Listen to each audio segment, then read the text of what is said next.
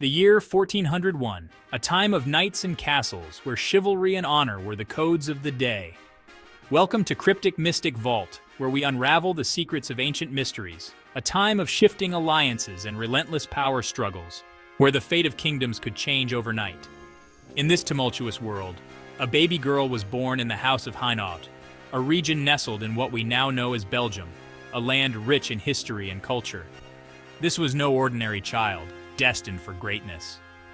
This was Jacqueline, Countess of Hainaut, a name that would echo through the annals of history. Even from her first breath, her destiny was entwined with the fate of nations, a heavy burden for such a young soul. Europe, at this time, was a tapestry of competing kingdoms and duchies, each vying for supremacy. The 100 Years' War raged between England and France, casting a long shadow across the continent, affecting every corner of Europe. Jacqueline's family, the House of Hainaut, occupied a precarious position in this volatile landscape, always on the edge of conflict. Situated between the powerful kingdoms of France and Burgundy, Hainaut was a coveted prize, its loyalty fiercely contested by both sides. Jacqueline grew up amidst this political intrigue, a world where power was a dangerous game and alliances could shift like the sands, making trust a rare commodity.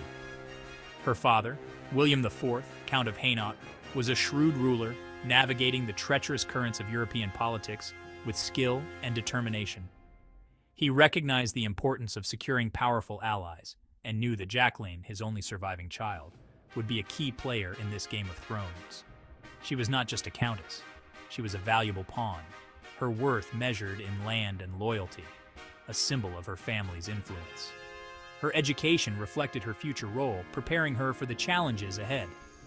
While many young noblewomen were confined to embroidery and etiquette, Jacqueline received instruction in diplomacy, history, and even military strategy, skills that would serve her well.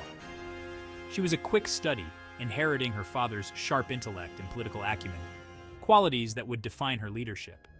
Jacqueline was not content to be a mere figurehead. She yearned to rule in her own right, to carve out her own legacy. But the path ahead was fraught with danger, filled with obstacles and adversaries. The 14th century was a man's world, and a woman who dared to seize power was often met with resistance, even outright hostility, from those who feared change. Jacqueline's story is a testament to her unwavering spirit, her determination to defy the odds and claim her place in the annals of history, a true pioneer.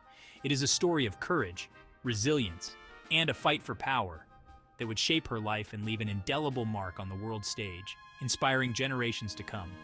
It is a story that continues to resonate centuries later, reminding us that the pursuit of equality and the fight against injustice are timeless struggles, ever relevant in our quest for a better world.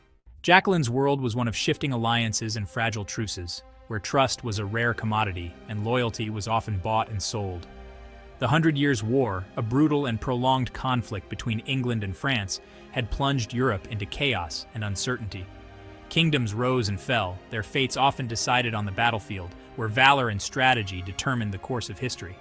In this tumultuous environment, marriage was a crucial tool for forging alliances, securing power, and ensuring survival amidst the ever-present threat of war.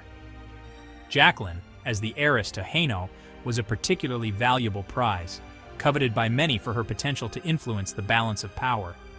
Her hand in marriage could tip the balance of power, making her a target for ambitious rulers across Europe, each seeking to expand their dominion.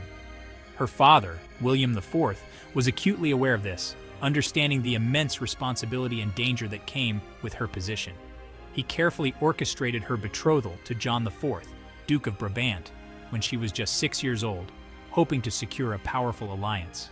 The marriage, a purely political arrangement, was designed to unite the neighboring territories of Hainaut and Brabant, creating a formidable power block against their rivals and enemies. The union held the promise of stability and prosperity for both regions. But fate, it seemed, had other plans in store for them. In 1415, tragedy struck unexpectedly. John IV, Duke of Brabant, died unexpectedly, leaving a void in the political landscape. Jacqueline, still a teenager, was now a widow, thrust into a position of vulnerability and uncertainty. Her marriage had been short-lived, her dreams of a peaceful reign alongside her husband dashed by the cruel hand of fate. Yet, the political implications of her widowhood were significant and far-reaching. The Duchy of Brabant was once again vulnerable, a tempting target for neighboring rulers eager to expand their territories.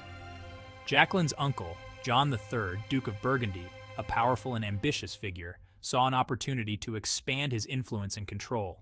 He quickly asserted his claim to Brabant, using his kinship with Jacqueline as justification for his ambitions. However, Jacqueline had other plans, determined to assert her own rights and authority. She had no intention of relinquishing her claim to Brabant, a right she believed was rightfully hers by birth and duty. This marked the beginning of a long and arduous struggle for Jacqueline, a fight against her uncle, against tradition, and against the deeply ingrained patriarchal norms of her time, which sought to limit her power.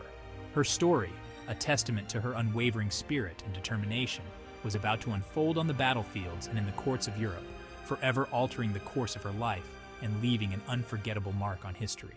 In this chapter, we explore an alternate history where Jacqueline of Hainaut successfully retained her crown without the political turmoil and conflicts that marked her reign. Imagine a world where Jacqueline's leadership brought stability and growth to her realm. Without the incessant power struggles, Hainaut could have evolved into a beacon of prosperity. This stability would have likely led to a stronger and more unified Hainaut, potentially altering the balance of power in the region. Neighboring territories might have looked upon Hainaut with admiration and respect, rather than a battleground for political chess. The absence of prolonged conflicts could have fostered economic growth and cultural development, making Hainaut a significant player in European politics. Trade routes would flourish, bringing wealth and innovation to the region. Art and architecture would thrive, creating a cultural renaissance that could rival other European powers. Additionally, Jacqueline's successful reign might have inspired other women in positions of power, leading to a gradual shift in gender dynamics within European nobility. Her example could have sparked a wave of female leadership, slowly changing the fabric of medieval society. In this alternate history, Hainaut stands as a testament to the power of strong and stable leadership, highlighting the potential for a different kind of legacy, one built on peace, progress, and the empowerment of women. Don't forget to like, comment, share, and subscribe for more mind-blowing discoveries and thrilling adventures into the past.